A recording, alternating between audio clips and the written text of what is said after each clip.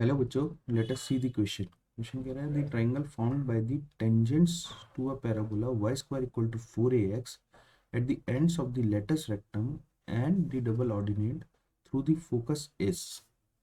तो basically let's say this point is our focus. तो क्योंकि हमें पैराबोला की equation y square is equal to 4ax दी है, तो फोकस हो जाएगा a कॉमा जीरो। तो यानी ये जो फोकस हो गया s, this will B a comma zero.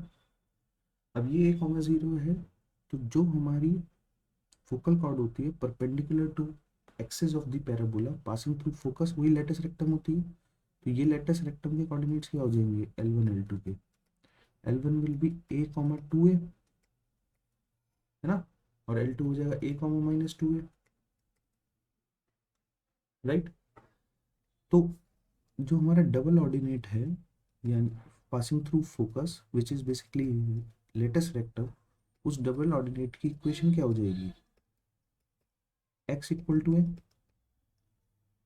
ना। L1 L2 की क्या इक्वेशन होगी, x इक्वल टू है।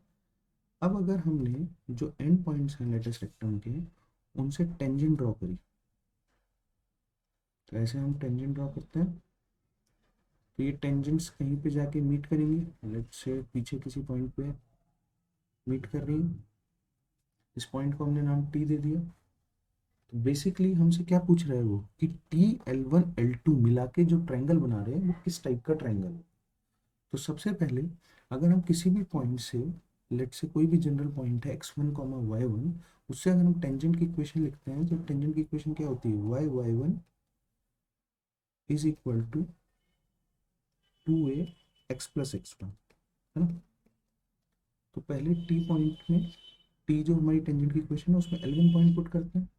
तो L1 पॉइंट पुट करेंगे तो y इंटू y1 कितना है 2a is equal to 2a into x plus x1 है a।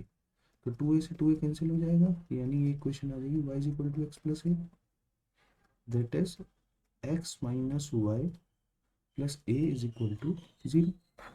ऐसे ही जो टेंजेंट की इक्वेशन है उसमें L2 पॉइंट पुट करते हैं। तो L2 पॉइंट पुट करेंगे तो y into minus 2a is equal to 2a into x plus a। तो अगेन 2a से 2a कैंसिल हो गया, तो हमारी जो इक्वेशन आ जाएगी this will be x plus y plus a is equal to zero. तो अब हमें दोनों टेंजेंट की इक्वेशन मिल गई। ये इक्वेशन है x minus y plus a is equal to zero, और ये इक्वेशन है x plus y plus a is equal to zero. अब अगर हम इन दोनों इक्वेशंस को सॉल्व करें तो क्या हमें t के कोऑर्डिनेट्स मिल जाएंगे कि नहीं मिल जाएंगे। तो हम क्या करते हैं, इक्वेशन नंबर 1 और इक्वेशन नंबर 2 को सॉल्व करते हैं।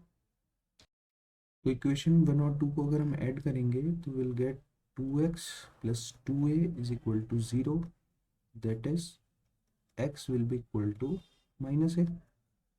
और x को अगर हम माइनस a पुट करते हैं तो y की वैल्यू कितनी आ जाएगी, जीरो।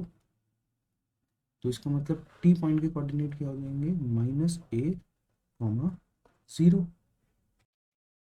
अब बच्चों अगर आप TL1 जो टेंजेंट है उसका स्लोप देखो, तो उसका स्लोप विल बी 1, और जो TL2 है उसका स्लोप कितना होगा, दैट विल बी -1। तो दोनों के स्लोप का प्रोडक्ट कितना हो गया, -1। तो इसका मतलब ये एंगल कितना हो गया, 90 डिग्री। तो देयरफॉर हम ये कह सकते हैं TL1 L2 कैसा है, राइट एंगल ट्रायंगल है, करेक्ट। अब T से अगर हम L1 का डिस्टेंस देखें, दैट इज TL1, तो वो डिस्टेंस कितना होगा जब हमारे पास T कोऑर्डिनेट है और हमारे पास L1 का कोऑर्डिनेट है। तो TL1 will be equal to under root a minus minus a, that is a plus a whole square plus 2a minus zero whole square. तो TL1 का जो डिस्टेंस हो जाएगा this will be 4a square plus 4a square 8a square, यानी 2√2a। Similarly अगर हम TL2 निकालते हैं तो TL2 क्या हो जाएगा हमारा, under root a plus a whole square plus minus 2a minus zero whole square. तो इसको भी हम सॉल्व करेंगे तो this will come out to be 2√2a।